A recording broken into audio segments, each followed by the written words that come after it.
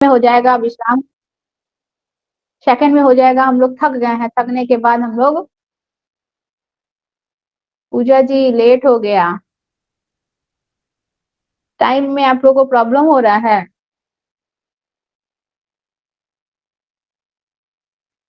पूजा जी, जा, पूजा जी आवाज आ रहा है मेरा?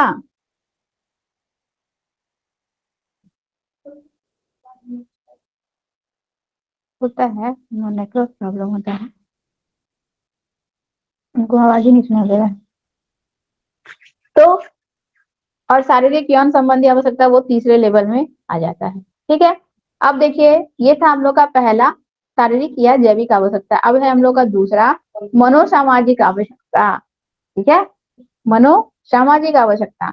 मनोसामाजिक आवश्यकता इसको इसलिए कह सकते हैं क्योंकि यह मानव मानव जो होता है हम लोग का सामाजिक प्राणी होता है, समाज से जुड़ा रहता है, तो समाज में रहने के साथ साथ हमें सामाजिक कुछ रिक्वायरमेंट चाहिए, कुछ जरूरतें हैं, हमारी सामाजिक जरूरतें हैं, तो उसकी पूर्ति के लिए देखिए मनोसामाजिक आवश्यकता का पहला हम लोग का आता है स्वतंत्र होना या आत्मनिर्भर होने की आवश्यकता। ठीक है, हर एक व्यक्ति जो है स्वतंत्र होना। पूजा जी आवाज आ रही है आपको तो रिप्लाई दीजिए।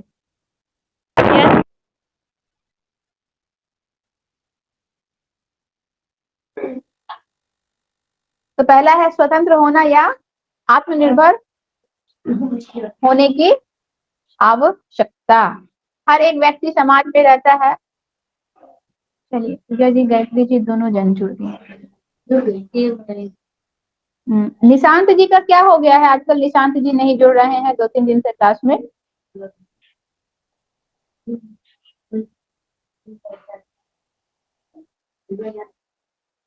निशांत जी क्यों नहीं जुड़ रहे हैं? जितना इम्पोर्टेंट टॉपिक है सब अभी हो रहा है और वो जुड़ ही नहीं रहे हैं। केवल वीडियो देखने से हो जाएगा? चलिए पूजा जी गायत्री जी आप दोनों को आवाज आ रही है ना? Yes ma'am.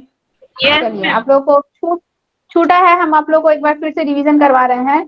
बोल हम लोग कल जहां तक किए थे, अच्छा गायत्री जी आप तो शाम को जुड़ी ही नहीं थी कल, हम लोग मोटिवेशन चैप्टर किए थे। देखिए हम पूजा जी आप तो जुड़ी थी ना, मोटिवेशन हम लोग जहां तक किए थे उसके बाद हम आप लोग को आपको बता रहे हैं कि हम लोग कल जहां तक किए थे इसके बाद क्या हम लोग देखे थे कि मनोसामाजिक कुछ हम लोग के कारक होते हैं, कुछ चक्र होते हैं, जिस चक्र के से गुजरकर ही हमारे अंदर अभिप्रेरणाएं आती है, जागती, हम लोग मोटिवेट होते हैं। तो उसमें पहला सबसे पहला हम लोग का कारक क्या होता है? आवश्यकता। किसी भी चीज की आवश्यकता जो है हमें मोटिवेट करती है किसी भी काम को करने के लिए। ठीक है, अगर हमें किसी चीज की आवश्यकता होगी तो हम किस कार्य को करने के लिए तत्पर होंगे, अगर हमारी आवश्यकता नहीं होगी तो हम क्या रहेंगे? तत्पर नहीं रहेंगे। ठीक है, जैसे कि मान लीजिए हमारे पास हर एक चीज की फैसिलिटी है, तो क्या हम कभी कोई काम करेंगे? हम एकदम स्थिर बैठे रहेंगे, कोई काम नहीं करेंगे, कोई एक्टिविटी हम नहीं करेंगे। लेकिन मान लीजिए हमारे पास पैसा नहीं है, हमें भूख लग रही है, हमारे पास रहने के लिए घर नहीं है, हमारे पास वस्त्र नहीं है, तो उसके लिए क्या है? ये सब हमारी आवश्यकताएं हैं। आवश्यकताओं की पूर्ति के लिए हम क्या होंगे? तत्पर होंगे, मोटिवेट होंगे, काम करेंगे, पैसा अर्न करेंगे और अपनी इन सारी आवश्यकताओं की क्या करेंगे? पूर्ति करेंगे। ठीक है, तो आवश्यकता हमारे मोटिवेशन चक्र का सबसे पहला कारक होता है। अगर हमारे पास किसी चीज की आवश्यकता है तो हम मोटिवेट होंगे, अगर आवश्यकता नहीं है तो मोटिवेट नहीं होंगे। इसके बाद आवश्यकताएं भी हम देखें कि दो प्रकार की होती है। पहला होता है हम लोग का जैविक, और जिसको हम लोग शारीरिक आवश्यकता भी कहते हैं, और दूसरा होता है हम लोगों का मनोसामाजिक आवश्यकता। पहला होता है जैविक या शारीरिक आवश्यकता और दूसरा मनोसामाजिक आवश्यकता। तो जैविक और शारीरिक आवश्यकता ऐसी आवश्यकताएं होती है जो हमारे शरीर से रिलेटेड होती है। ठीक है, ऐसी आवश्यकता जिसके बिना हम लोग कुछ क्षण भी जीवित नहीं रह सकते हैं, जैसे ऑक्सीजन के बिना हम लोग कुछ क्षण भी जीवित नहीं रह सकते हैं। भोजन और पानी के बिना कुछ क्षण तक जीवित रह सकते हैं, लेकिन ये भी हमारी ऐसी आवश्यकता है जिसके बिना हम 1-2 दिन तक जीवित नहीं रह सकते। ठीक है, तो ऐसी आवश्यकताएं, इसको भी 3 भागों में बांट दिया गया है। मनो हम लोग का शारीरिक और जैविक आवश्यकताओं को भी देखा जाए तो 3 पैटर्न में बांटा गया है। ऐसी आवश्यकता जो बहुत ज्यादा रिक्वायरमेंट है, जिसके बिना हम क्षण भी जीवित नहीं रह सकते हैं, उसमें ऑक्सीजन आ जाएगा। ठीक है, ऐसी आवश्यकता है जिसके बिना हम कुछ पल तक जीवित रह सकते हैं, जैसे कि थकने के बाद विश्राम करना। ठीक है, अगर हम विश्राम नहीं भी करें तो ऐसा नहीं है कि उसके बिना हमारी मृत्यु हो जाएगी। और थर्ड में ऐसी आवश्यकता को हम रखेंगे जिसके बिना हम लोग बहुत दिनों तक जिसके बिना हमें किसी प्रकार की कोई क्षति होगी, ठीक है? यह भी हमारी आवश्यकता है, ऐसा नहीं है कि ये हमारी आवश्यकता नहीं है। तो ये भी हमारी आवश्यकता है, लेकिन इसके बिना हम जीवित रह सकते हैं, ठीक है? तो यौन संबंधी आवश्यकता ये हमारा तीसरा आवश्यकता में आ जाएगा, ठीक है? तो ये हम लोग का आवश्यकता जो है इसको 2 भागों में बाँटा गया। पहला हम लोग शारीरिक और जैविक आवश्यकता को पढ़े, दूसरा हम लोग मनोसामाजिक आवश्यकता को देख रहे हैं। तो मनोसामाजिक आवश्यकता यानी कि समाज से संबंधित, हम लोग समाज में रहते हैं, तो समाज में रहने के कारण हमारे कुछ सामाजिक आवश्यकताएँ भी होती हैं। तो सबसे पहले इसमें आ जाएगा स्वतंत्र होना या आत्मनिर्भर होने की आवश्यकता। समाज में रहने पर हम लोग अपने आप को स्वतंत्र महसूस करें, आत्मनिर्भर, अपने ऊपर इंडिपेंडेंट, ताकि हम अपने सारे आवश्यकताओं की पूर्ति स्वयं कर सकें। ये आवश्यकता व्यक्ति के अंदर सबसे पहले आती है। तो व्यक्ति के अंदर आवश्यकता आएगी, तो व्यक्ति क्या होगा? मोटिवेट होगा। दूसरा बोल रहा है सुरक्षा संबंधित आवश्यकता। व्यक्ति को किसकी आवश्यकता होती है? जब व्यक्ति के पास देखिए जब सबसे बेसिक नीड्स है, जब व्यक्ति का जब पूरा हो जाता है ना, हमारी ज़रूरतें क्या होती है? हमारे पास जब कुछ नहीं रहता है, तो हे काश थोड़ा-सा पैसा होता, तो अपना एक घर बना लेते, ठीक है? घर हो जाता है, हमारी आवश्यकताएँ कभी खत्म नहीं होती है। घर हो जाता है, तो काश थोड़ा-सा पैसा होता तो घर को अच्छे से रेनोवेट कर लेते, कलर करवा लेते, ठीक है? इसके बाद वो भी हो जाता है, तो थोड़ा और पैसा कमाते, तो सोफ़ा-वोफ़ा ये सब ले लेते। थोड़ा और पैसा कमाते, तो 50 इंची का एलसीडी ले लेते। होता है ना? आवश्यकताएँ हमारी निरंतर क्या होती है? बनती जाती है, बढ़ती जाती है। हमारी आवश्यकताएँ कभी भी खत्म नहीं होती है। तो सबसे पहले व्यक्ति का सबसे बेसिक नीड्स होता है ऑक्सीजन, भोजन, आवास, वस्त्र। इसके बाद धीरे-धीरे, धीरे-धीरे व्यक्ति की आवश्यकताएँ जो है निरंतर क्या होती है? बढ़ती जाती है। व्यक्ति जब समाज में आया, समाज में रहने लगा, तो उसे स्वतंत्र बनना है और आत्मनिर्भर होना है। ये हो गया, ये उसकी आवश्यकता पूर्ण हो गई, आत्मनिर्भर हो गया। अब उसकी सेकंड आवश्यकता क्या हो जाती है? सुरक्षा संबंधित आवश्यकता। अब अपने आप को क्या करना है? उसको सुरक्षित करना है। सुरक्षित करने के लिए उसको क्या चाहिए? एक अच्छा घर चाहिए, ठीक है? कुछ पैसे चाहिए ताकि वो अपने आप को घर बना सके, उसमें घर में वो प्रोटेक्ट होके सेफली वो रह सके। तो ये उसकी सेकंड आवश्यकता में आ जाएगी। तीसरा बोल रहा है उपलब्धि संबंधी आवश्यकता। जब उसके पास घर हो जाता है, अपने आप को वो प्रोटेक्ट कर लेता है, तो अब वो उपलब्धि प्राप्त करना चाहता है, किसी ऊँचाई पर पहुँचना चाहता है।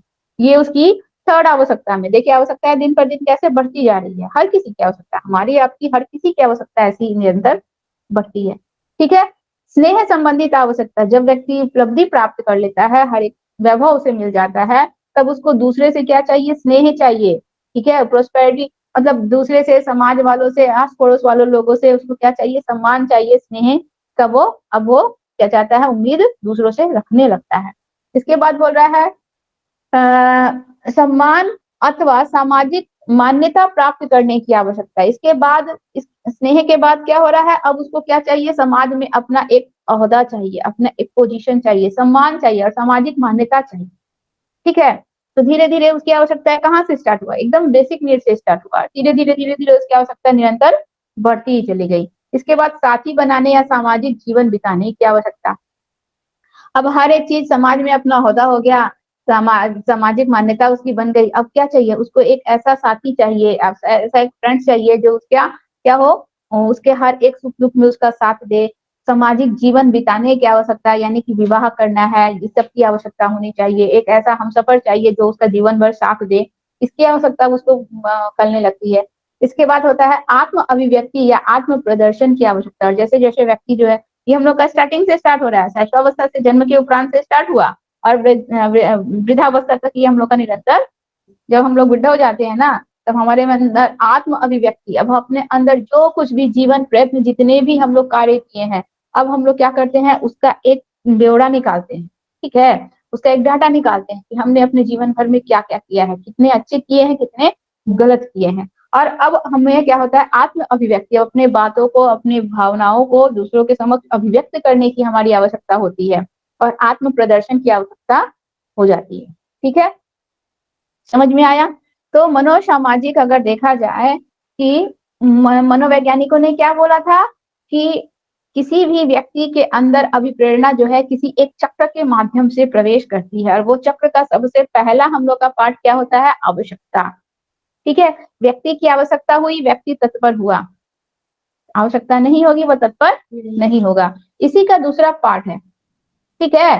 देखिए इसी चक्र को चलते चलते व्यक्ति मोटिवेट हो जाएगा और जब वो अपने लक्ष्य की तरफ बढ़ जाएगा, उसे अपने लक्ष्य की प्राप्ति हो जाएगी, व्यक्ति का जो भी उत्तेजना है, ठीक है, वह धीरे धीरे धीरे धीरे खत्म हो जाएगा। क्या बोले थे, जब तक आपको किसी चीज की आवश्यकता है तभी तक, जब तक उसकी प्राप्ति नहीं हुई तभी तक आप तत्पर हैं, तभी तक आप मोटिवेट हैं। जैसे उसकी प्राप्ति हो जाएगी, आपकी उत्तेजना है समाप्त हो जाएगी। सनराइज की का बिल्ली वाला प्रयोग में हम लोग यही देखे थे, जब तक उसको भूख लगी थी तब तक वो तत्पर थी, जैसे ही उसकी भूख शांत हो जाती है वो एकदम शांत पड़ जाती है, ठीक है।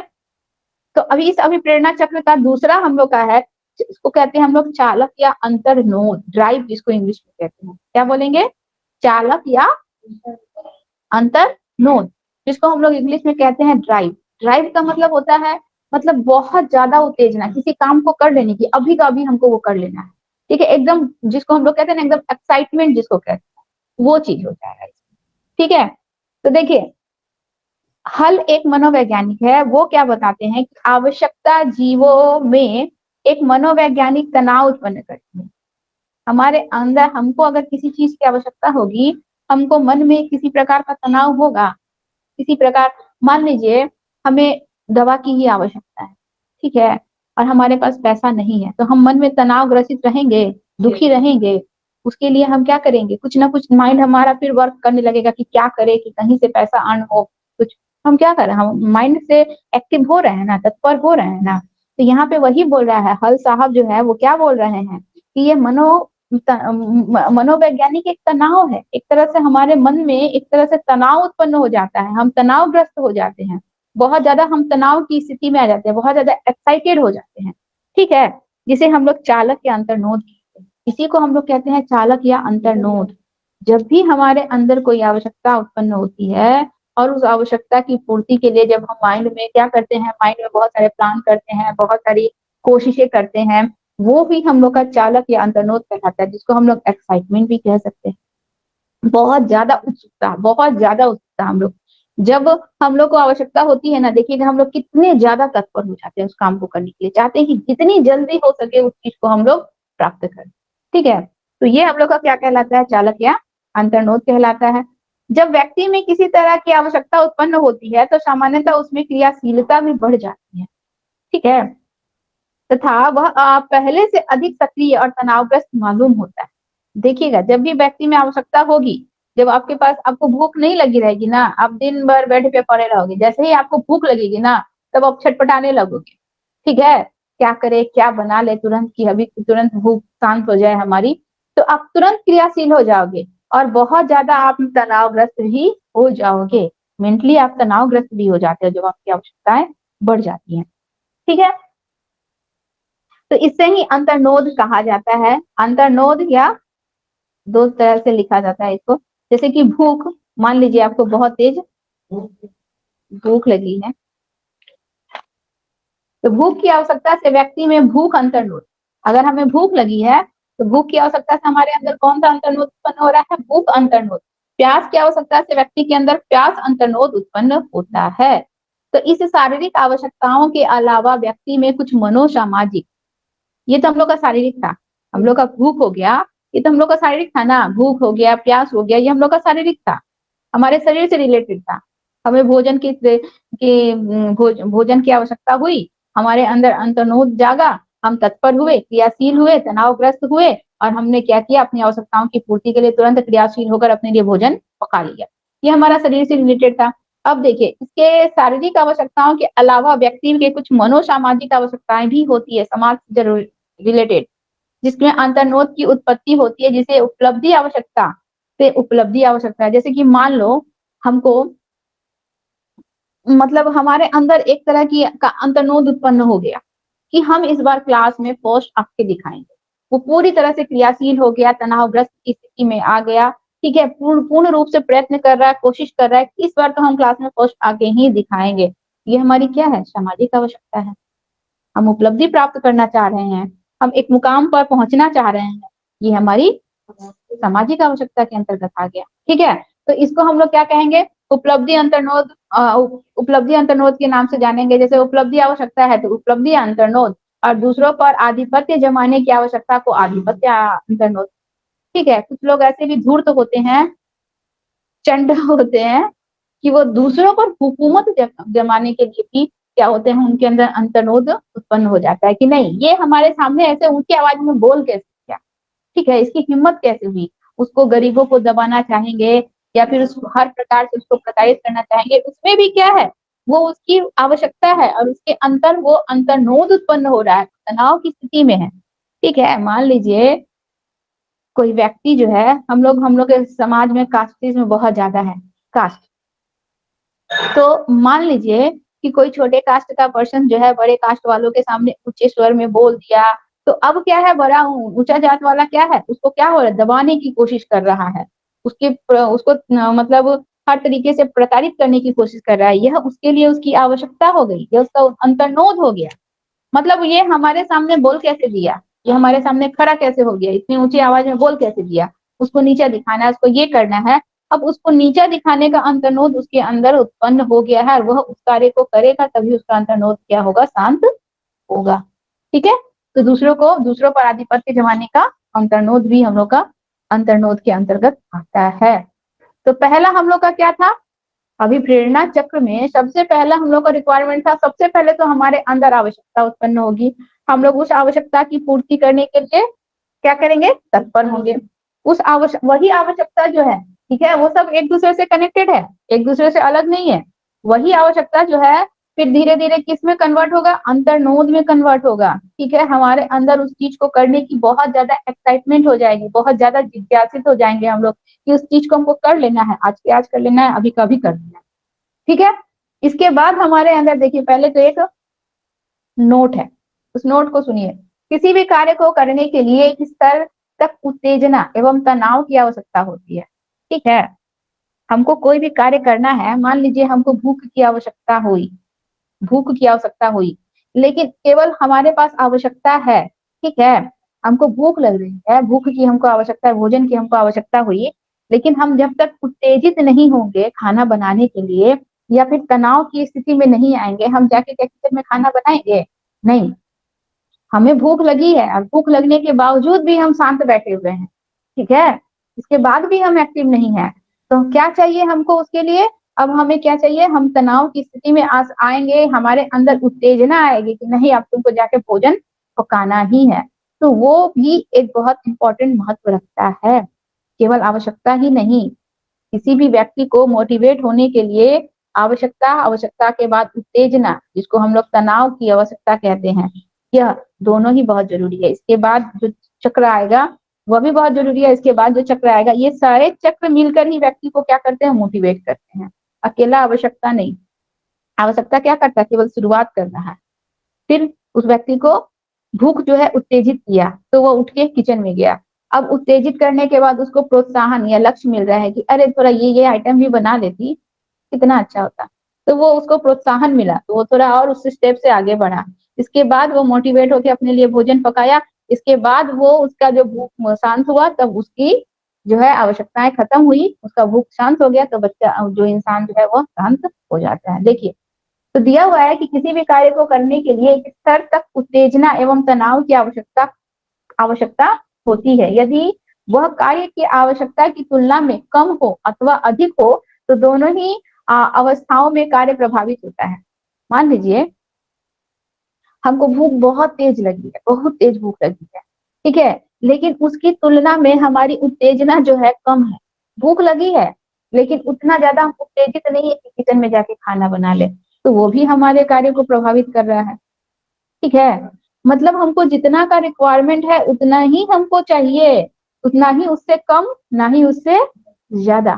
ठीक है, हमको भूख लगी है, हमें भोजन की आवश्यकता है, लेकिन हमारे अंदर उतनी उत्तेजना उत्पन्न नहीं हो रही है कि हम क्रियाशील होकर किचन में जाके खाना बना सके, उसमें कमी है। या फिर हमें भूख लगी है और उत्तेजना हमारी बहुत ज्यादा ही हो गई, वह भी सही नहीं है। उत्तेजना हमारी आवश्यकता के अनुसार उत्तेजना ना ही कम होनी चाहिए, उत्तेजना ना ही अधिक होनी चाहिए, जितने में हमें जितने अमाउंट में उसकी जरूरत है उतना ही होना चाहिए। ठीक है, यहाँ से क्वेश्चन आता है, ध्यान रखिएगा, हमारी जो भी आवश्यकताएं हैं, आवश्यकताओं के अनुसार उत्तेजना ना ही बहुत ज्यादा और ना ही बहुत कम होनी चाहिए। जितना हमें अमाउंट में चाहिए एकदम इक्वल अमाउंट में ही चाहिए, एकदम बराबर मात्रा में चाहिए, ना ही कम ना ही ज्यादा। यह दोनों ही हमारे कार्य को क्या कर सकता है, प्रभावित कर सकता है। ठीक है, तो अतः उत्तेजना अथवा तनाव का एक संतुलित स्तर कार्य संपूर्णता के लिए अभिप्रेरणा का कार्य करता है। एक संतुलित हमको चाहिए स्तर, ऐसा नहीं कि कम और ज्यादा से भी काम चल जाएगा, नहीं, वो हमारे कार्य को प्रभावित करेगा। जब एक संतुलित स्तर मिलेगा तभी हम लोग का अभिप्रेरणा चक्र सही मायने में काम करेगा। ठीक है, चलिए थर्ड बोल रहा है, पहला क्या था, अभिप्रेरणा चक्र का आवश्यकता, दूसरा था अभिप्रेरणा चक्र का अंतर्नोद या अंतर्नोद था ना, जिसको हम लोग क्या कहते हैं, ड्राइव, इंग्लिश में क्या कहते हैं, ड्राइव। तीसरा है अभिप्रेरणा चक्र का ही पार्ट है प्रोत्साहन या लक्ष्य। हमारा अपना एक लक्ष्य भी होना चाहिए, बिना लक्ष्य का हम लोग आगे बढ़ेंगे? हाँ, हमको भूख लगी है, हमारे अंदर उत्तेजना उत्पन्न हुई, हमारा कोई लक्ष्य ही नहीं है, तो हम क्या करेंगे, किचन में जाके क्या बनाएंगे? ठीक है, हमारा लक्ष्य है सीटेट पास करना, हमारी आवश्यकता थी कि हम स्कूल स्कूल घूम रहे थे, हमको कोई भी स्कूल से कॉल नहीं आ रहा था क्योंकि हमको हर जगह सीटेट मांग रहा था, ये हमारी आवश्यकता थी। उस आवश्यकता के कारण हमारे अंदर क्या हुआ, अंतर्नोद आया, उत्तेजना आई। ठीक है, हमारे अंदर अंतर्नोद आया, उत्तेजना आई, हम लोगों ने उत्तेजित होकर कार्य स्टार्ट किया, लेकिन हमारा कोई लक्ष्य ही नहीं है, हमने अपना कोई लक्ष्य ही नहीं बनाया है कि हमको सीटेट क्वालिफाइड करना है। बिना लक्ष्य के हम किसी कार्य की तरफ आगे बढ़ सकते हैं? नहीं। तो अब हमारा एक लक्ष्य होना भी बहुत ज्यादा जरूरी है। मोटिवेशन चक्र में आवश्यकता, इसके बाद अंतर्नोद, अंतर्नोद के बाद उत्तेजना आएगी और उत्तेजना के बाद हमारा लक्ष्य का होना बहुत जरूरी है। बिना लक्ष्य के हम लोग कभी भी आगे नहीं बढ़ सकते हैं। ठीक है, चलिए, तो प्रोत्साहन या फिर लक्ष्य, बोल रहा है लक्ष्य या प्रोत्साहन वातावरण की वह वस्तु है जो व्यक्ति को अपनी ओर आकर्षित करती है। ठीक है, हम मान लीजिए हम सीटेट क्वालिफाइड करके हमारे ही ग्रुप सर्कल का एक पर्सन जो है गवर्नमेंट जॉब पा लिया। ठीक है, हम उसको देख के क्या हुए, प्रोत्साहित हुए, अरे वाह, वो सीटेट क्वालिफाइड करके उसको गवर्नमेंट सेक्टर में जॉब लगी, कितना अच्छा हो गया, उसका फ्यूचर सिक्योर हो गया। हमने भी अपना वो क्या बनाया, लक्ष्य बनाया कि हम भी क्या करेंगे, इस बार गवर्नमेंट सेक्टर का निकलेगा अगर, तो हम भी उसमें फिल करेंगे, फॉर्म फिल करेंगे और हम भी क्या करेंगे, गवर्नमेंट सेक्टर में जॉब पाएंगे। हमने अपना एक लक्ष्य बनाया। अब उस हम जब भी किसी चीज का लक्ष्य बनाते हैं तो हम उस लक्ष्य की दिशा में ना आगे बढ़ते हैं, इधर उधर तो नहीं भागेंगे, हम लोग उस लक्ष्य की दिशा में सीधे की तरफ आगे बढ़ते हैं। हमारा क्या फोकस होता है, ये हमारा लक्ष्य है और इसी लक्ष्य को हमें प्राप्त करना है। इसके लिए हमारी जो जो आवश्यकताएं हैं, हम उन आवश्यकताओं की पूर्ति करते हैं। हमारे अंदर जो भी उद्वेलन उत्पन्न होता है, ड्राइव उत्पन्न होता है, उस ड्राइव के द्वारा हम क्या करते हैं, अपने लक्ष्य की तरफ, आगे की तरफ बढ़ते हैं और हम लोग अपने लक्ष्य को प्राप्त कर लेंगे, हमारी उत्तेजना शांत हो जाएगी। ठीक है, तो क्या करता है वो लक्ष्य, हमें अपनी ओर आकर्षित, ये लक्ष्य है, इस लक्ष्य तक पहुंचने के लिए हमें बहुत लंबा और कठिन मार्ग तय करना है। तो उसके लिए सबसे पहले हमारे अंदर आवश्यकता उत्पन्न होगी, उस आवश्यकता के थ्रू हम लोग आगे की तरफ बढ़ेंगे तो हमारे अंदर क्या होगा, अंतर्नोद उत्पन्न आएगा, बहुत ज्यादा किसी चीज को कर लेने की एक्साइटमेंट उत्पन्न होगा। ठीक है, उस एक्साइटमेंट के थ्रू हम लोग आगे की तरफ, ये हमारा फोकस है, ये हमको आकर्षित कर रहा है, हम इसी की तरफ बढ़ेंगे, हम इधर उधर नहीं जाएंगे। ठीक है, ये हमको अपना, हमारा लक्ष्य जो है कि हमको गवर्नमेंट सेक्टर में जॉब पाना है, हमको गवर्नमेंट टीचर बनना है, ये हमारा लक्ष्य है, ये हमको अपनी तरफ आकर्षित कर रहा है। अब हमारे अंदर उत्तेजना उत्पन्न हुई, ठीक है, कि उसको मंथली इतना सैलरी आ रहा है, उसका पीएफ कट रहा है, उसको ये मिल रहा है, उसको वो मिल रहा है, कितना अच्छा उसका हो गया। अब हम उत्तेजित होंगे, फिर से उसी लक्ष्य की तरफ, आगे की तरफ आकर्षित होकर बढ़ते जा रहे हैं। ठीक है, तो ये क्या है, हमारा लक्ष्य जो है हमको क्या करता है, अपनी तरफ आकर्षित करता है, खींचता है। ठीक है, तथा इसकी पूर्ति या प्राप्ति के लिए ही व्यक्ति निरंतर और लगातार प्रयास करते रहता है। तो व्यक्ति में उत्पन्न सभी अभिप्रेरणात्मक स्थिति, जैसे कि अंतर्नोद हो गया, ठीक है, उद्वेलन हो गया, एक्साइटमेंट जिसको कहते हैं, इत्यादि लक्ष्य की प्राप्ति के लिए ही उत्पन्न होती है। हमने अपना एक लक्ष्य बनाया, अपना एक एम बनाया, इस एम के लिए ही हमारे अंदर क्या क्या आई, अंतर्नोद आया, उत्तेजना आई, इसी के कारण आया। ठीक है, तो उत्पन्न होती है जिसका प्रभाव अंतर्नोद प्लस उद्वेलन व्यक्ति के अंदर लक्ष्य पाने तक ही होता है। जब तक हम लोग उस लक्ष्य को नहीं प्राप्त करेंगे, हमारा अंतर्नोद और उद्वेलन तब तक जारी रहेगा। जब हम लोग यहाँ तक पहुंच जाएंगे, हमें हमारा लक्ष्य मिल गया, हमारा अंतर्नोद उद्वेलन जो है शांत हो जाएगा, एक्साइटमेंट जो है वो खत्म हो जाएगा। ठीक है, आवश्यकता रहती है। अब ये हमारी ये आवश्यकता पूर्ण हो जाएगी ना, दूसरी आवश्यकता हमारी हो जाएगी, वो पूरी हो जाएगी, तीसरी हो जाएगी। ठीक है, तो व्यक्ति के अंदर लक्ष्य प्राप्त तक ही होता है। लक्ष्य प्राप्ति के बाद व्यक्ति में ये सभी तनाव उद्वेलन की स्थितियां समाप्त हो जाती है और व्यक्ति में स्थिरता आ जाती है, व्यक्ति शांत हो जाता है। ठीक है, अर्थात उसका व्यवहार वापस पहले की तरह संतुलित हो जाता है। जब तक वो लक्ष्य की प्राप्ति करने तक ना वो एकदम तनाव की स्थिति में रहता है, एकदम एक्साइटेड रहता है। जो हम लोग के अभी बिहार के इतने सारे आईएएस जो बने, जब तक उनका क्या फोकस था, उनका क्या लक्ष्य था कि उनको आईएएस बनना है, ये उनका लक्ष्य था। अब ये लक्ष्य उनको क्या कर रहा था, आकर्षित कर रहा था, अपनी तरफ खींच रहा था। उसके लिए उनके अंदर अंतर्नोद उत्पन्न हुआ। वो अंतर्नोद उनको उत्तेजित करके उस मार्ग की तरफ, उसी राह की तरफ, आगे की तरफ ले गया। और जब वो अपने लक्ष्य की प्राप्ति कर लिए, अब वो शांत हो गए। अब वो पढ़ते हैं दिन में 18-18, 24-24 घंटे नहीं, लेकिन इस आईएएस का प्रिपरेशन जब कर रहे थे, तब वो उतने टाइम तक पढ़ रहे थे। वो क्या था उनका, वही उनका ड्राइव था, वही उनका अंतर्नोद था, वही उनकी उत्तेजना थी। हम जब तक सीटेट क्वालिफाइड नहीं किए थे, हम दिन भर रात भर क्या करते थे, बुक्स लेके खाली पढ़ते रहते थे, पढ़ते रहते थे। वो हमारा क्या था, वो हमारा उत्तेजना था, वो हमारा अंतर्नोद था। आज हम क्या पढ़ते हैं, आज हम बुक्स लेके बैठे रहते हैं? नहीं। क्यों? क्योंकि हमने अपने लक्ष्य की प्राप्ति कर ली, और लक्ष्य की प्राप्ति के बाद हमारा वो उत्तेजना जो था, जो अंतर्नोद था, वो पूरी तरह से अब शांत हो गया। अब हमको उस कार्य के लिए उत्तेजित नहीं होना है, क्योंकि हम जान चुके हैं कि हमने अपने लक्ष्य की प्राप्ति कर ली। ठीक है, तो जब तक हमें अपने लक्ष्य की प्राप्ति नहीं होगी, हमारे अंदर अंतर्नोद बना रहेगा। लक्ष्य की प्राप्ति होने के बाद हमारा अंतर्नोद प्लस उद्दीपन, जिसको हम लोग एक्साइटमेंट कहते हैं, वह हमारा क्या हो जाएगा, शांत हो जाएगा। ठीक है, क्लियर हुआ? क्लियर हुआ या नहीं?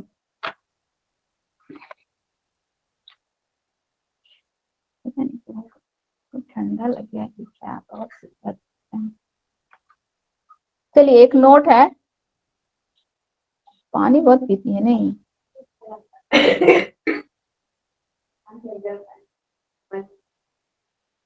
नोट है, देखिए दिया हुआ है, अभिप्रेरणा उत्पन्न होने के लिए सबसे पहली चीज आवश्यकता होती है। ठीक है, सबसे पहली चीज क्या हो गई, आवश्यकता। हमें सीटेट क्वालिफाइड करने की आवश्यकता हुई, तब हम उसकी तरफ अग्रसर हुए। इसके बाद हमारे अंदर अंतर्नोद आया। आवश्यकता अंतर्नोद को जन्म देती है। वही आवश्यकता किसको जन्म दी, अंतर्नोद को, यानी कि बहुत ज्यादा एक्साइटमेंट किसी काम को करने के लिए, कि तुरंत उस कार्य को हम कर ले, उसके लिए हम दिन रात पढ़ते रहे। ठीक है, किसी आवश्यकता के कारण जो तनाव या उद्दीपन यानी कि एक्साइटमेंट, वही हम लोग का क्या होता है, अंतर्नोद कहलाता है। हमारे हमारे हमारी जो आवश्यकता थी, उस आवश्यकता के कारण हम जो तनाव की स्थिति में थे, जिस एक्साइटमेंट की स्थिति में थे, वही हम लोग का क्या हो गया, अंतर्नोद हो गया। अगर वो हमारे अंदर तनाव, अंतर्नोद नहीं रहता, तो आवश्यकता होने के बावजूद भी हम दिन रात बैठ के पढ़ते नहीं पढ़ते। तो तनाव और अंतर्नोद का उत्पन्न होना बहुत ज्यादा जरूरी होता है। तो इसके कारण व्यक्ति को यादृच्छिक क्रियाकलाप, जिस कार्य को करना ही है, यादृच्छिक क्रियाकलाप का मतलब क्या होता है, कि ऐसा कार्य जिसमें हमको एकदम ठान लिए कि हमको ये करना ही है, इन एनी हाउ हमको इसको कंप्लीट करना ही है। ठीक है, को ऊर्जा मिलती है। उस कार्य को करने से, हम करने के लिए हमें ऊर्जा मिलती है। यह ऊर्जा हमारे अंदर नहीं आएगी ना, तो हमारी चाहे कितनी भी आवश्यकता क्यों ना हो, हम थप बैठे रहेंगे, हम नहीं करेंगे। हमें सीटेट करने की आवश्यकता थी, लेकिन हमारे अंदर अंतर्नोद उद्दीपन उत्पन्न ही नहीं हुआ। हम दिन भर सीटेट करना है, सीटेट करना है, आप बोल के दिन भर सोए रहेंगे, तो क्या हमारी आवश्यकता पूरी होगी? नहीं होगी। इसके लिए अंतर्नोद का उत्पन्न होना अत्यंत जरूरी है, जो कि हमें उस कार्य को करने के लिए क्या कर देता है, एकदम तत्पर कर देता है, ऊर्जा हमारे अंदर भर देता है। तो जब किसी एक यादृच्छिक क्रियाकलाप के द्वारा लक्ष्य प्राप्ति हो जाती है, तो अंतर्नोद क्या होता है, समाप्त हो जाता है, तथा प्राणी भी क्रियाशील नहीं रहता है।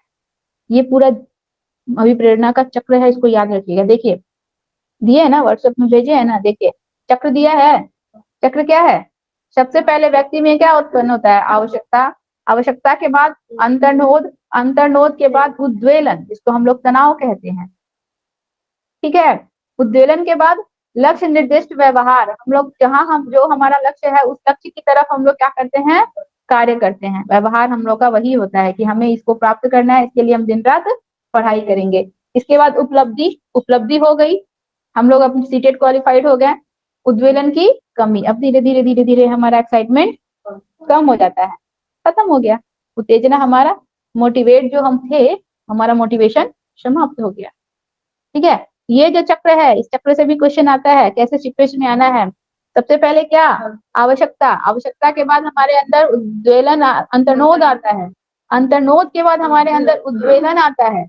उद्वेलन के बाद हमारे अंतर्गत, हमारे अंदर हाँ, लक्ष्य निर्देशित व्यवहार, यानी कि अपने लक्ष्य की तरफ फोकस करके हम लोग उसी मार्ग में बढ़ते हैं। इसके बाद हम लोग उपलब्धि आती है, उपलब्धि प्राप्त कर लेते हैं, फिर हमारा अंतर्नोद समाप्त हो जाता है। दे देगा इसको इधर उधर उल्टा पुल्टा, आप उसको सीक्वेंस में सजाइए। ठीक है, ये आप लोग को ध्यान नहीं रहेगा। सबसे पहले आवश्यकता आएगी तभी तो हमारे अंदर अंतर्नोद उत्पन्न होगा, ड्राइव जिसको कहते हैं। इसके बाद उद्वेलन, जिसको तनाव, एक्साइटमेंट जिसको कहेंगे। इसके बाद लक्ष्य निर्देशित व्यवहार, हम लोग अपने लक्ष्य की दिशा में व्यवहार करेंगे। इसके बाद उपलब्धि प्राप्त करेंगे, उपलब्धि प्राप्त करने के बाद हमारा अंतर्नोद समाप्त। ठीक है, आप लोगों को समझ में आया? पूजा जी, गायत्री जी। Yes ma'am. पूजा जी आप भी जवाब दीजिए, गायत्री जी के समझ में आने से आपको भी समझ में आ गया? पूजा जी आपके पास साउंड नहीं जा रहा है क्या? हम कितनी बार आपको बोले रिप्लाई, आपका एक बार भी रिप्लाई नहीं आया। आप प्रेजेंट है भी कि नहीं है? अच्छा, बाहर में मैम, बाहर में अच्छा मैम, थोड़ा मैम। अच्छा, ठीक। ये है हम लोग का अभी प्रेरणा चक्र। इसमें आप लोग को किसी को भी कोई प्रॉब्लम है? आप लोग के पास ये नोट्स गया है ना? हम जो भी पढ़ाते हैं उसको एक बार खाली घर में जाके, यस मैम, एक आया। बार केवल घर में जाके पढ़ लीजिए, ये चीज आपका माइंड में बैठ जाएगा। हम ये जो बताएं, आप लोग को कोई दिक्कत हुआ, समझ में आ गया? हाँ, चलिए। इसके बाद बोल रहा है अभिप्रेरणा के सिद्धांत, थ्योरी ऑफ मोटिवेशन।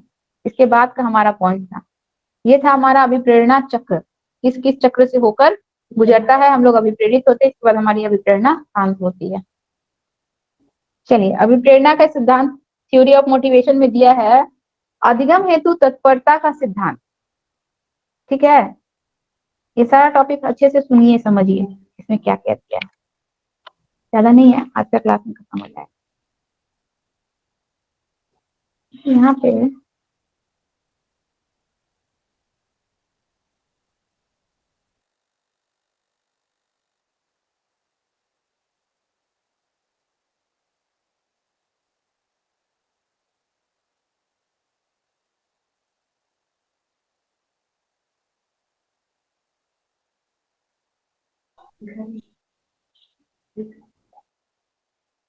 अभिप्रेरणा के सिद्धांत देखिए, सबसे पहला सिद्धांत क्या है, अधिगम के लिए तत्परता का सिद्धांत।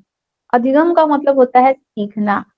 ठीक है, अधिगम का मतलब होता है लर्निंग या फिर सीखना। तो किसी भी चीज को हम लोग सीखते हैं या याद करते हैं तो उसके लिए हम लोग तत्पर होते हैं। बिना तत्पर हुए किसी चीज को हम लोग सीख पाएंगे? हम लोग मान लीजिए खाना ही बनाना सीख रहे हैं, बिरयानी बनाना सीख रहे हैं, उसके लिए हम लोग तत्पर हैं तब तो हम लोग उसको सीख रहे हैं।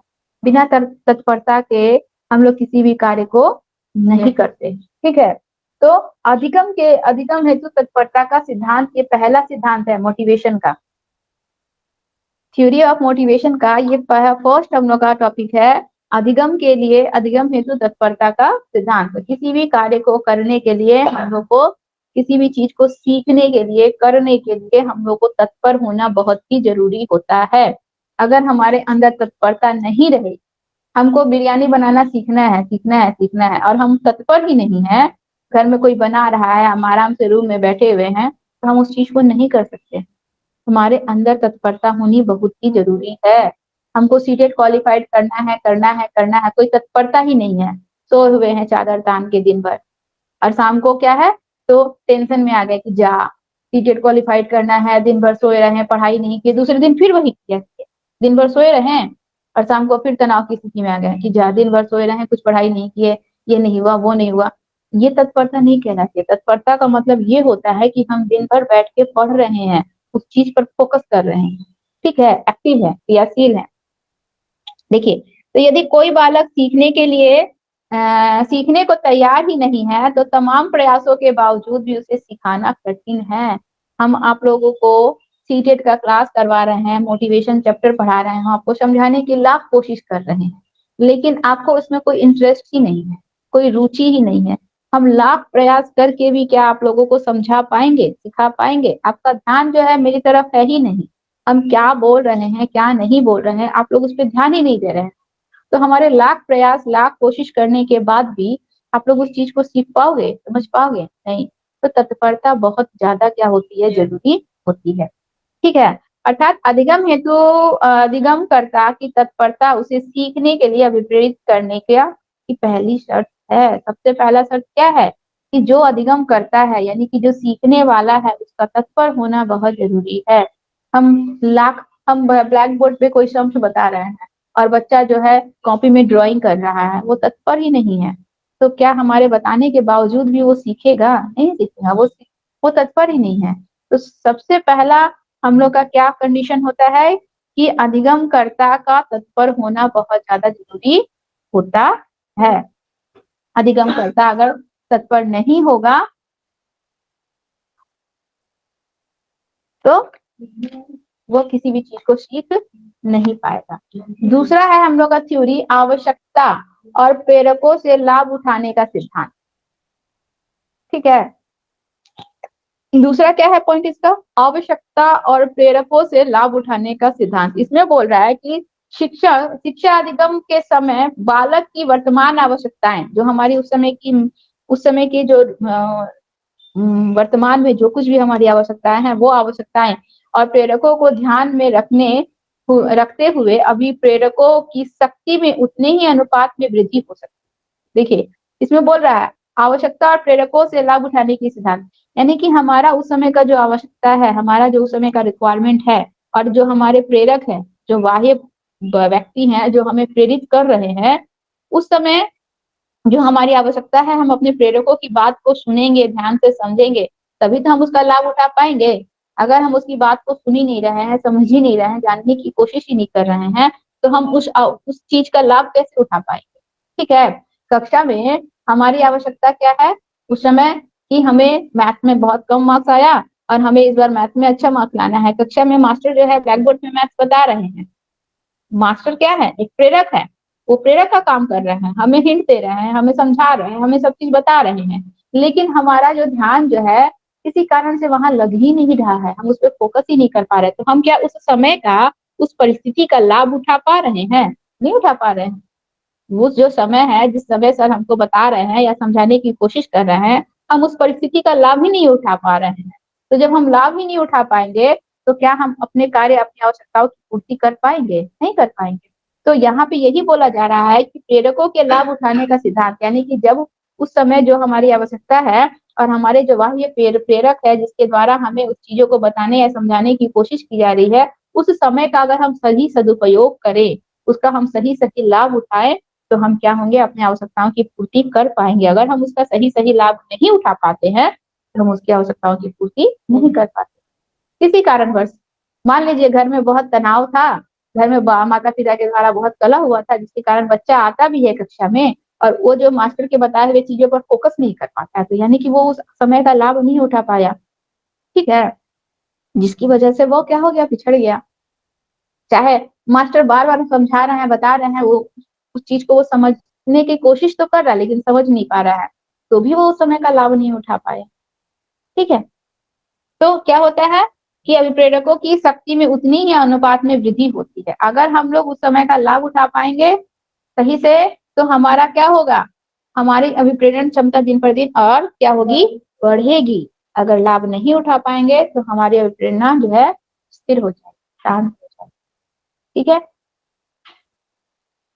समझ में आया इतना? अगला पॉइंट है हम लोग का यस सक्रिय मैम। भागीदारी का सिद्धांत, सक्रिय भागीदारी का सिद्धांत कहने का मतलब है कि हमारी जो है किसी अधिगम के लिए अभिप्रेरणा, यानी कि हम लोग जो कुछ भी सीख रहे हैं, सीखना चाह रहे हैं, अगर हम उसमें सक्रिय रूप से भागीदार नहीं हुए, एक्टिवली हम उस पर कार्य नहीं कर रहे हैं, तो क्या हम किसी चीज को सीख पाएंगे? मान लीजिए आप लोग को मूवी वाला एग्जाम्पल दे देते हैं, जैसे कि 3 इडियट्स मूवी में, ठीक है, जो उसका फ्रेंड था फरहान, उसको उसके पिता इंजीनियरिंग करना चाहते थे, लेकिन वह उस कार्य में सक्रिय रूप से भागीदार नहीं था, क्योंकि वह क्या बनना चाहता था, वो एक फोटोग्राफर बनना चाहता था, ठीक है। तो यहाँ पे कहने सक्रिय रूप से भागीदारी का सिद्धांत का मतलब होता है कि हम जिस कार्य को कर रहे हैं उसमें हमारा सक्रिय रूप से भागीदार होना बहुत जरूरी है। अगर हम सक्रिय रूप से भागीदारी उसमें नहीं निभाते हैं, हम लोग एक्टिवली उसमें काम नहीं करते हैं, तो भी हम लोग क्या है, उससे कुछ सीख नहीं पाते, उससे कुछ जान नहीं पाते हैं। हम आप लोग को सीटेट का क्लास करवा रहे हैं, लेकिन आप अपने घर की किसी पर्सन के फोर्सफुली ये क्लास कर रही हैं कि नहीं तुमको सीटेट करना है, तुमको सीटेट का क्लास करना है, तुमको सीटेट क्वालिफाइड करना है, आप फोर्सफुली ये क्लास कर रही हैं, आप इसमें सक्रिय रूप से भागीदार नहीं है, ठीक है। तो आप हमारी बातों पर उतना फोकस नहीं करेंगे, आप हमारी बातों को उतना ध्यान से नहीं सुनेंगे, नहीं समझे, ठीक है। तो किसी भी कार्य को करने या सीखने के लिए सीखने वाले का सक्रिय रूप से भागीदार होना बहुत ज्यादा जरूरी होता है। अगर वह सक्रिय रूप से भागीदार होगा तो उस चीज का जो है अधिगम को वह अच्छे से समझ पाएगा, सीख पाएगा, और नहीं होगा तो वह उस चीज को समझ नहीं पाएगा, सीख नहीं पाएगा, ठीक है। इसके बाद बोल रहा है रुचि उत्पन्न होने या बनाए रखने का सिद्धांत, ठीक है। रुचि उत्पन्न होने या बनाए रखने का सिद्धांत, किसी भी चीज को हम लोग करते हैं या सीखते हैं, वो रुचिपूर्ण रहता है तो हम लोग ज्यादा इंटरेस्ट लेकर उस चीज को जानने की कोशिश करते हैं। कल ही आप लोगों को बताए थे ना कि बच्चों को प्रोजेक्ट वर्क के थ्रू दिखाएंगे या फिर बाहर विजिट करके दिखाएंगे, तो बच्चे में रुचि जागेगी, रुचि जागेगी तो बच्चा उस चीज को अच्छे से जानने और समझने की कोशिश करेगा। तो यहाँ पे बोल रहा है रुचि उत्पन्न होना और बनाए रखने का सिद्धांत। तो अगर हमें अगर बालकों को किसी चीज को सिखाया जा रहा है, ठीक है, किसी चीज को समझाया जा रहा है, तो उसको इतना रुचिपूर्ण तरीके से बताया जाए, रुचिपूर्ण तरीके से सिखाया जाए कि बच्चा जो है उस चीज को इंटरेस्ट के साथ सीखे, जाने, और वह रुचि जो है उसका क्या है, निरंतर बरकरार रहे, वह रुचि उसकी खत्म ना हो उस सब्जेक्ट पे, उस टॉपिक पे, ठीक है, उसकी रुचि बनी रहेगी, तभी वो अभिप्रेरणा चक्र के आगे की तरफ वो बढ़ेगा। उसकी रुचि अगर वहां पे खत्म हो गई, समाप्त हो गई, तो वो आगे की तरफ नहीं बढ़ेगा, ठीक है। तो रुचि ये क्या उत्पन्न करता है, एज ए टीचर हम लोग उत्पन्न करेंगे, किसी चीज को अगर बता रहे हैं, समझा रहे हैं, तो मतलब उसको इस तरीके से रुचिपूर्ण तरीके से बताएं कि वो उसको जानने में इंटरेस्ट ले, ठीक है, उसको रोचकपूर्ण तरीके से सीखे, और वो रुचि उसकी खत्म भी नहीं होनी चाहिए। हमें इस प्रकार के वे को अपनाकर मूव करना है, चलना है, कि वो रुचि उसकी खत्म नहीं हो, ताकि आगे आने वाले समय में उसका जो उत्तेजना है, जो उसका उद्दीपन है, वो उद्दीपन समाप्त नहीं हो, उसका उद्दीपन जो है वह बना रहे, ठीक है, समझ में आया।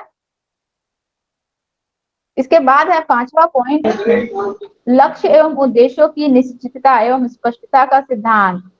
लक्ष्य एवं उद्देश्यों की निश्चितता यानी कि उसका अपना एक फोकस होना चाहिए, एक ही लक्ष्य होना चाहिए। ऐसा नहीं कि बच्चा जो है, बच्चा की आवश्यकता है, आवश्यकता के अनुसार वो उसके अंदर अंतर्नोद उत्पन्न हुआ, उद्दीपन आया, उद्दीपन के बाद वो अपने लक्ष्य की तरफ आगे बढ़ा, लक्ष्य की तरफ आगे बढ़ा तो क्या देखता है कि लक्ष्य ये भी है, लक्ष्य ये भी है, लक्ष्य ये भी है, इस लक्ष्य की तरफ जाएगा।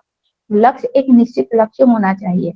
हम डॉक्टर भी बन जाएंगे, हम इंजीनियर भी बन जाएंगे, हम साइंटिस्ट भी बन जाएंगे, 50 को लक्ष्य रख के कोई व्यक्ति अपने कार्य में सफल हो पाएगा? नहीं हो पाएगा। उसका अपना एक निश्चित लक्ष्य होना चाहिए, ठीक है, वो उस निश्चित लक्ष्य की तरफ ही मूव करे, वो डिस्ट्रैक्ट ना हो। ऐसा नहीं कि यहाँ जा रहा था तो यहाँ चला जाए, नहीं, साइंटिस्ट नहीं बनेंगे, अब जा रहे अब डॉक्टर बनेंगे, डॉक्टर वाले में फेल हो गया, नहीं अब डॉक्टर भी नहीं बनेंगे, अब टीचर बनेंगे। ऐसे होते हैं बहुत सारे, उनका अपना एक लक्ष्य नहीं होता है, ठीक है। कर तो रहे थे इंजीनियरिंग, लेकिन इंजीनियरिंग में सक्सेस नहीं हो गया तो कहाँ आ गए, टीचिंग के लाइन में आ गए। कर तो रहे थे डॉक्टरी, लेकिन वहां सक्सेस नहीं हुए तो कहाँ आ गए, मार्केटिंग के लाइन में आ गए। होता है ना। तो अपना एक निश्चित लक्ष्य होना चाहिए, निश्चित लक्ष्य रहेगा तभी बच्चा जो है उस पथ पर आगे की तरफ, सीधे की तरफ बढ़ेगा। उसके अंदर जो आवश्यकता है, उसके अंदर जो अंतर्नोद उत्पन्न हो रहा है, उसकी जो उद्दीपन उत्पन्न हो रहा है, तनावग्रस्त जो स्थिति में आ रहा है, उसका जो लक्ष्य निर्देशित व्यवहार है वो सही रास्ते पे आगे की तरफ बढ़ेगा। उसका निश्चित लक्ष्य नहीं होगा, वो क्या करेगा, मार्ग से भटकता जाएगा। उसके अंदर उतना ज्यादा अंतर्नोद भी उत्पन्न नहीं होगा, उसके अंदर उतनी ज्यादा उत्तेजना भी उत्पन्न नहीं होगी। ठीक है, एक निश्चित लक्ष्य का होना बहुत ज्यादा जरूरी है। और स्पष्ट, स्पष्ट का मतलब कि एक हमको यही करना है, मीन्स करना है, हमको लाइफ में आगे बढ़ के टीचर ही बनना है, हमको डॉक्टर, साइंटिस्ट या वैज्ञानिक ये सब कुछ नहीं बनना है, हमको क्या बनना है, डॉक्टर बनना है। स्पष्ट लक्ष्य होना चाहिए। जैसे कि सनराइज का अगर प्रयोग देखा जाए तो बिल्ली का एक स्पष्ट लक्ष्य था कि हमें मछली पाना है, बस। ऐसा नहीं कि बाहर निकल के थोड़ा मछली खा लेंगे, इसके बाद थोड़ा इधर भी जाएंगे, थोड़ा उधर किचन में जाएंगे, कुछ और मिल जाएगा, कुछ और मिल जाएगा, नहीं। इसका एक निश्चित और स्पष्ट लक्ष्य था, जिसको मछली खाना है, बस। ठीक है, तो हमारा क्या है सिद्धांत में, हम लोग क्या क्या देखे। सबसे पहले तो अधिगम हेतु तत्परता का सिद्धांत, तत्पर होना बहुत जरूरी है, तत्पर नहीं रहेंगे तो हम लोग कुछ भी चीज सीख नहीं सकते हैं। दूसरा है आवश्यकता और प्रेरकों से लाभ उठाने का सिद्धांत, जो भी हमारी आवश्यकताएं हैं, हम अपनी आवश्यकताओं से भी बहुत कुछ लाभ उठाते हैं। हमारे पास किसी चीज की आवश्यकता है, ठीक है, उस आवश्यकता से हम लोग क्या करते हैं, लाभ उठाते हैं। उसके कारण हमारे अंतर्नोद उत्पन्न होता है, उद्वेलन उत्पन्न होता है, हम लोग लक्ष्य के मार्ग में आगे बढ़ते हैं। तो वो सारी हमारी क्या चीजें हैं, उन सब चीज से हम लोग क्या करते हैं, उसका फायदा उठाते हैं। तनाव उस समय हमारे मन में आया, तभी तो हम लोग उसका फायदा सही सही रूप में, अगर उसका पढ़ने के समय में पढ़ेंगे नहीं, सो जाएंगे, उसका फायदा नहीं उठाएंगे, तो हम लोग क्या है, अपने लक्ष्य की प्राप्ति नहीं कर पाएंगे। तीसरा बोल रहा था सक्रिय भागीदारी का सिद्धांत, सक्रिय रूप से एक्टिवली उसमें हम लोग को भागीदारी बनना है। रुचि उत्पन्न होना, रुचि बनाए रखने का सिद्धांत, ऐसा नहीं कि रुचि कुछ समय के लिए रहे, इसके बाद रुचि समाप्त हो जाए, फिर हमारा अंतर्नोद खत्म हो जाएगा बीच रास्ते में ही, हम लोग अपने लक्ष्य की तरफ प्राप्त भी नहीं कर पाए। और लास्ट था हम लोग का लक्ष्य एवं उद्देश्यों की निश्चितता एवं स्पष्टता का सिद्धांत। ये था हम लोग का 5 सिद्धांत, सिद्धांत को आपको ज्ञात। ठीक है, एक हम लोग का लास्ट है मैस्लो का मानवतावादी सिद्धांत, ये आप लोग को बता देंगे अभी, थोड़ा ब्रेक मेरे मुंह में। अच्छा, हम आप लोग को बहुत फास्ट बता रहे हैं, आप बोलिए। एक तो खाली एक है बस, मैस्लो का मानवतावादी सिद्धांत।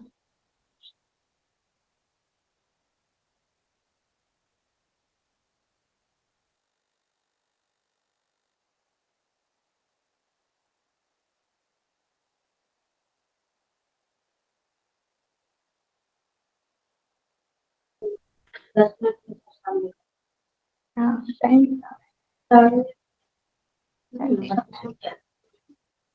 चलिए इसको भी हम करवा ही देते हैं।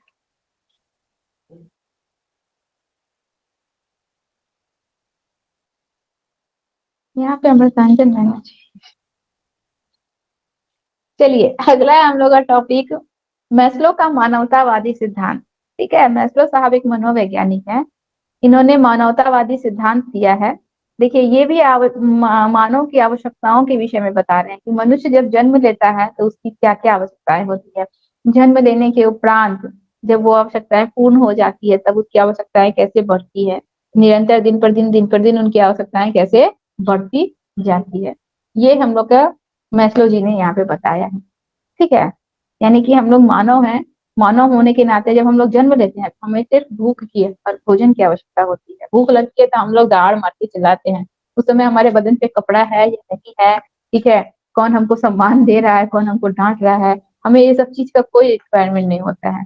जैसे जैसे हम बड़े होते हैं तो हमारी आवश्यकता थोड़ी बढ़ती है, और बड़े तो हैं, बड़े होते हैं तो और आवश्यकताएं बढ़ती है। ठीक है, तो समय के अनुसार हमारी आवश्यकताएं जो है निरंतर बढ़ती जाती है।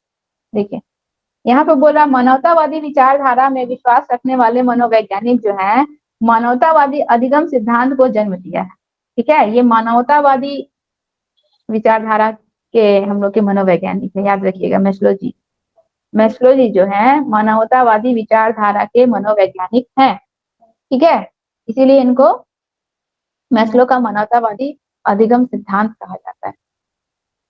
तो उनका समर्थन, उनके समर्थक बहुत सारे थे जो कि मानवतावादी सिद्धांत को मानते थे। इसमें कार्ल रोजर्स का नाम है, अब्राहम मेस्लो का नाम है और जोहन हॉल्ट का नाम है। ये सब भी मानवतावादी मनोवैज्ञानिकों के अंतर्गत आते हैं। कौन कौन है हम लोग के, कार्ल रोजर्स, अब्राहम मैस्लो और जोहन हर्ट, ये 3 और प्लस हम लोग के मैस्लो। ठीक है, तो अब्राहम मैस्लो, इनका पूरा नाम क्या था? अब्राहम मैस्लो ने अपनी इस अवधारणा को विकसित करते हुए 1954 में स्पष्ट किया है कि मानव मात्र की मूलभूत आवश्यकताओं को इनके महत्व, उपयोगिता, अनिवार्यता की दृष्टि से निचले स्तर से उच्च स्तर तक इन्होंने रखा है।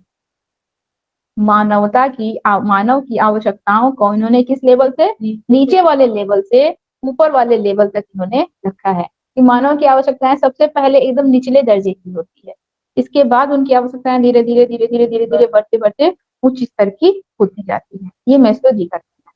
ठीक है, तो इस प्रकार व्यवहार जो है उन्होंने क्या किया है? निश्चित क्रम में इस प्रकार के व्यवहार को उन्होंने एक ट्रायंगल शेप के माध्यम से हमें बताया है कि कैसे मानव की आवश्यकताएं जो है निचले दर्जे से उचले दर्जे की तरफ ट्रायंगल शेप में ऊपर की तरफ मूव करती जाती है। ठीक है, तो मानव के व्यक्तित्व का विकास इस बात पर निर्भर करता है कि उसके निचले और उच्च स्तर की इन सभी मूलभूत आवश्यकताओं की एक एक करके अच्छी तरह से पूर्ति हो। हमारा निचले दर्जे की आवश्यकता अगर अच्छी तरीके से पूर्ति हो जाएगी ना, तो हम लोग ऊंचे वाले दर्जे की आवश्यकताओं की तरफ बढ़ जाएंगे। वो आवश्यकताएं पूर्ण हो जाएगी तो उसके बाद हम लोग आगे की तरफ बढ़ जाएंगे। अगर आवश्यकताएं की पूर्ति नहीं हो पाएगी तो हम लोग उसी आवश्यकताओं को पूर्ण करने में लगे रहें।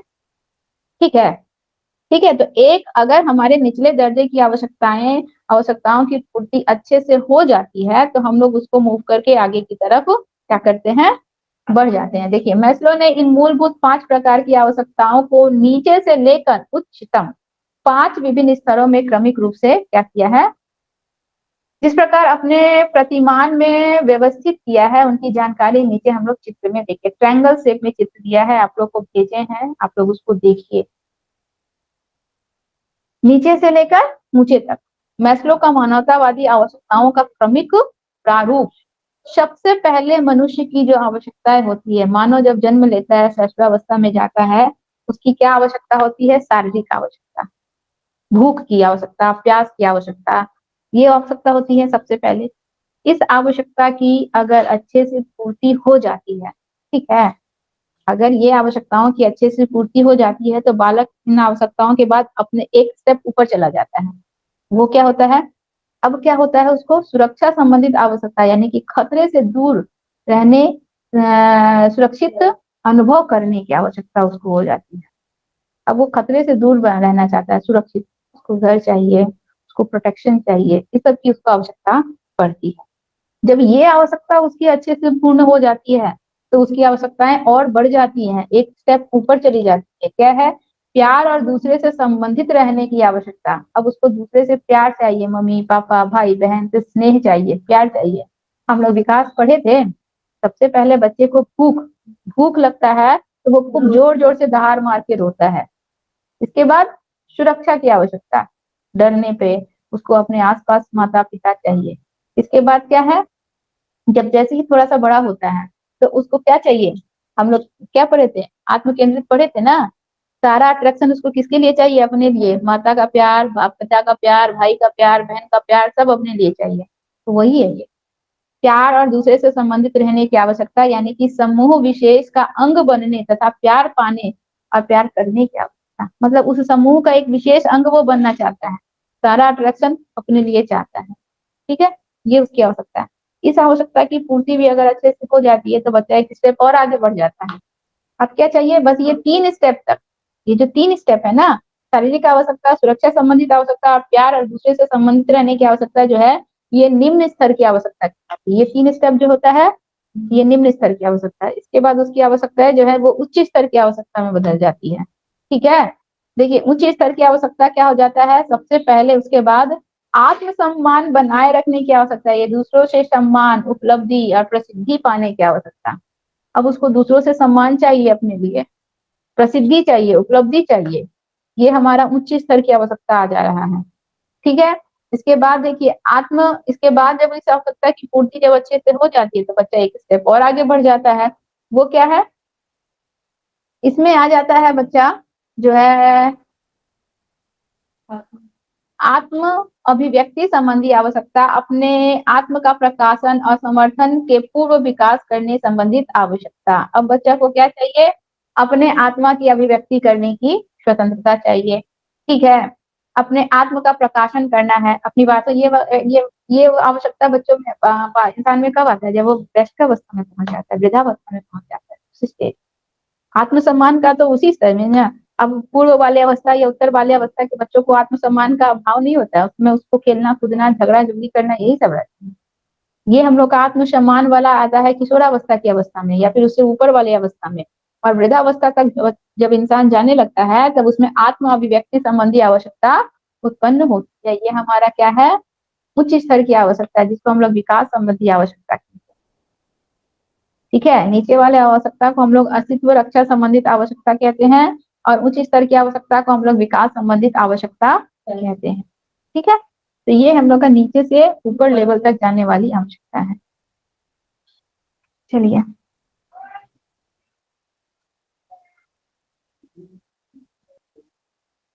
अब यहाँ पे कुछ यहाँ पे दिया हुआ है हम लोग का कि वर्ग में बालकों को प्रेरित करने की महत्वपूर्ण विधियां।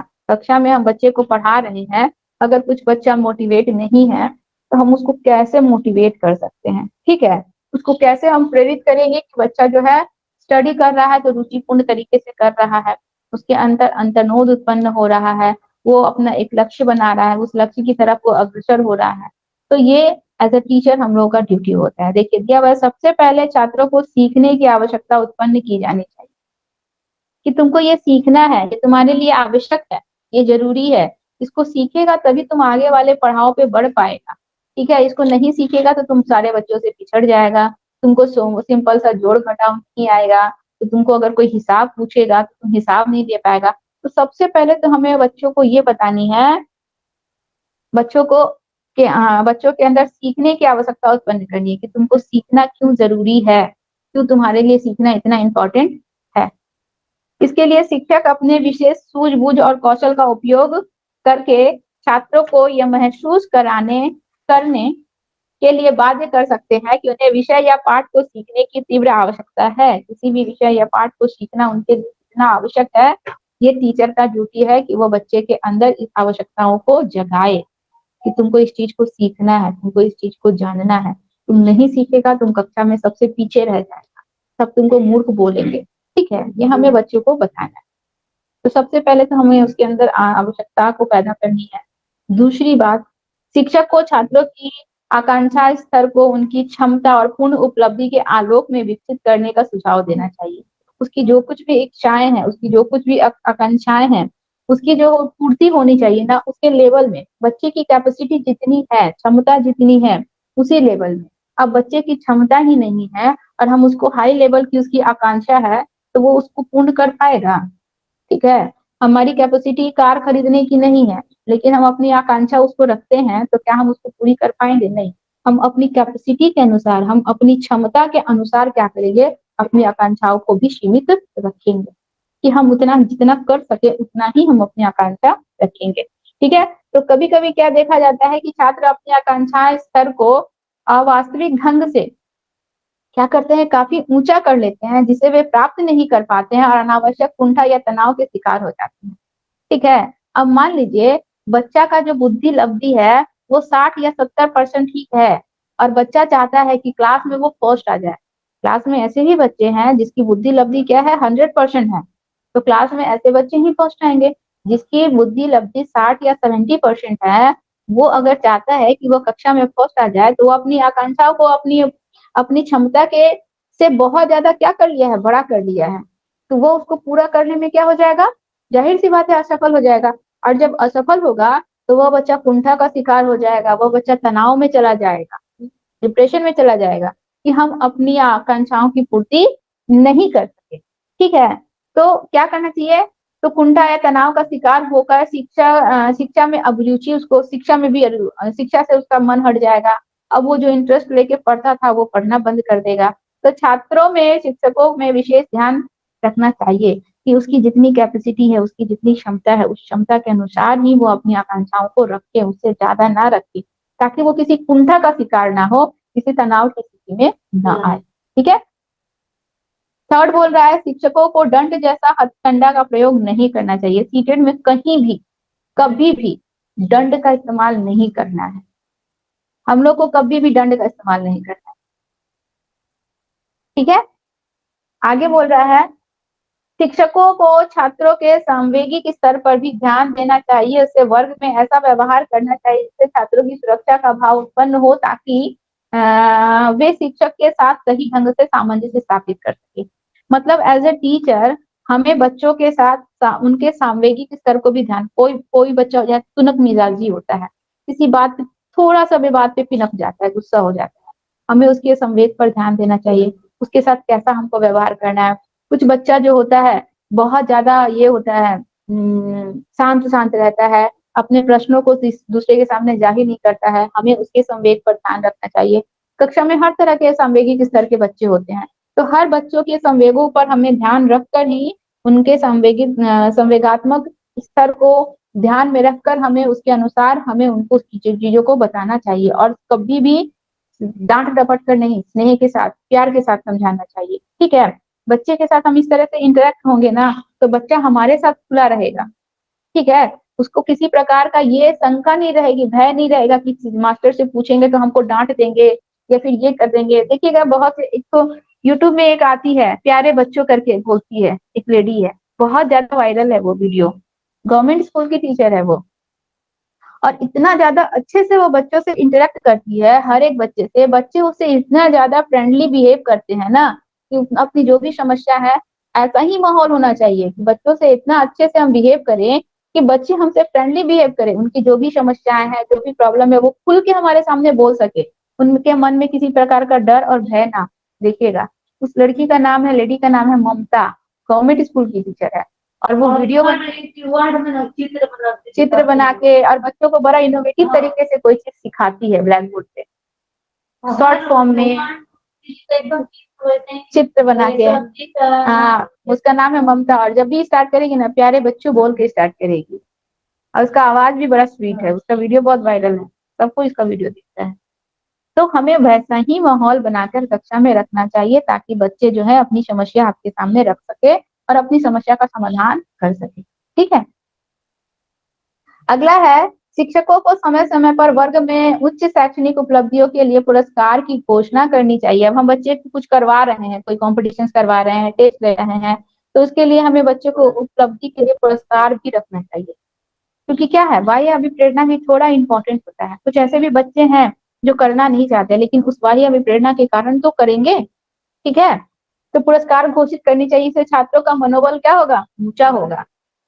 बच्चा है क्लास में, टेस्ट लिए, टेस्ट में बच्चा 100 आउट ऑफ 100 लाया, बच्चा बहुत खुश हुआ, उसको हम लोग पुरस्कार के तौर पर हम उसको एक पेन दे दिए, उस पेन से उसका उपलब्धि क्षमता जो थी उससे ज्यादा उसका वो जो और ज्यादा मोटिवेट हो गया, वो और ज्यादा प्रशंसा में खुश हो गया, ठीक है।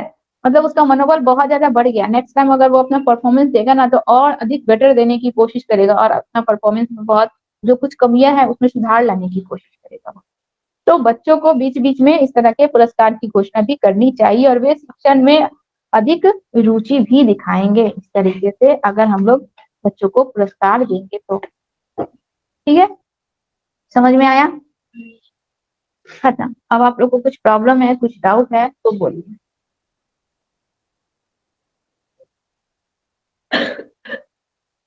चलिए, कुछ प्रॉब्लम है? पूजा जी, गायत्री जी, अच्छा निशांत जी क्यों नहीं आ रहे हैं पता कीजिएगा तो।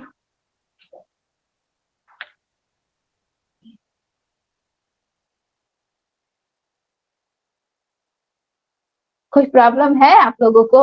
नहीं है? No ma'am. नहीं मैम, चलिए, आप लोगों को नहीं है ना, ठीक है, तो फिर क्लास ऑफ कर दे आप।